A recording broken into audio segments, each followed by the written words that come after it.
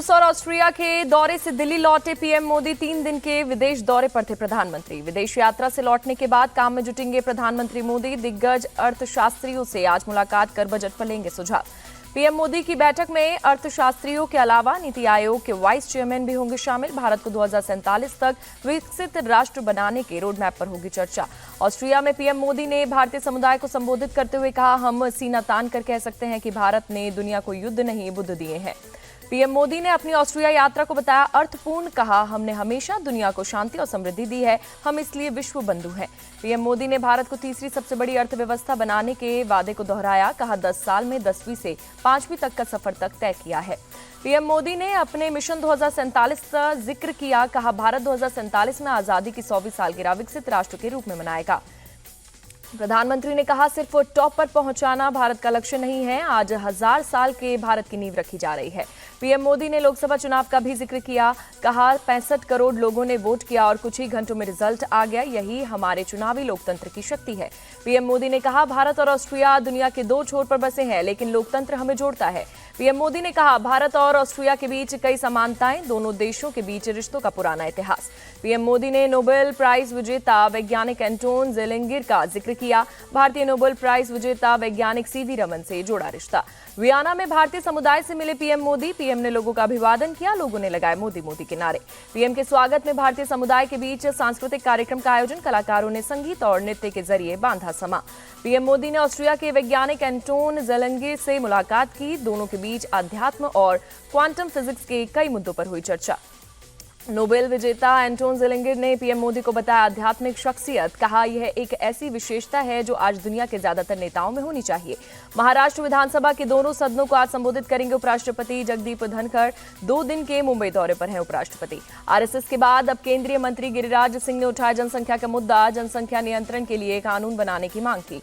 गिरिराज सिंह ने चीन की 1 चाइल्ड पॉलिसी का हवाला दिया। कहा, कानून तोड़ने पर छीन लिया जाए वोटिंग का अधिकार। गिरिराज सिंह ने कहा, हिंदू मुस्लिम सिख और ईसाई सब पर लागू हो जनसंख्या कानून, जो नहीं माने उसे सरकारी योजनाओं का लाभ ना दिया जाए। बिहार सरकार के मंत्री विजय कुमार चौधरी की मांग, बिहार को मिले विशेष राज्य का दर्जा। कहा, अगर इसमें दिक्कत है विशेष सहायता दी जाए। विजय कुमार चौधरी ने कहा, बिहार विशेष राज्य का हकदार, बिहार के पास प्राकृतिक संसाधन का अभाव है। देवरिया में ग्राम विकास राज्य मंत्री विजय लक्ष्मी गौतम के कार्यक्रम में हंगामा, सम्मान में मिला पटका फेंककर कार्यकर्ताओं ने जताया विरोध। कार्यकर्ताओं ने विजय लक्ष्मी गौतम से सम्मान लेने से इनकार किया। राज्य मंत्री पर सपा के कार्यकर्ताओं के काम करने का आरोप लगाया। सुप्रीम कोर्ट में आज नीट पेपर लीक मामले की सुनवाई। केंद्र सरकार ने सुनवाई से पहले दाखिल किया हलफनामा। केंद्र सरकार ने अपने हलफनामे में नीट की परीक्षा में बड़े पैमाने पर धांधली से किया इनकार। कहा, दोबारा परीक्षा कराए जाने की कोई जरूरत नहीं है। केंद्र सरकार ने भविष्य में पेपर लीक को रोकने के लिए 7 सदस्यीय पैनल का प्रस्ताव रखा। कहा, काउंसलिंग प्रक्रिया जुलाई के तीसरे सप्ताह से शुरू होगी। सुप्रीम कोर्ट में एनटीए ने दाखिल किया हलफनामा। कहा, सभी राज्यों में नहीं हुआ पेपर लीक। सुप्रीम कोर्ट से एनटीए की अपील, नीट पेपर रद्द नहीं होना चाहिए। सुप्रीम कोर्ट का बड़ा फैसला, तलाक के बाद मुस्लिम महिलाएं भी पति से मांग सकती हैं गुजारा भत्ता। पंजाब एंड हरियाणा हाईकोर्ट का आदेश, शंभू बॉर्डर को 1 हफ्ते में कराएं खाली। 13 फरवरी से किसान दे रहे हैं धरना। शंभू बॉर्डर को खोलने के आदेश पर किसान नेता श्रवण सिंह पंढेर का बयान। कहा, हमारे पास कोर्ट की सर्टिफाइड कॉपी आएगी जिस पर हम 16 जुलाई को करेंगे मीटिंग।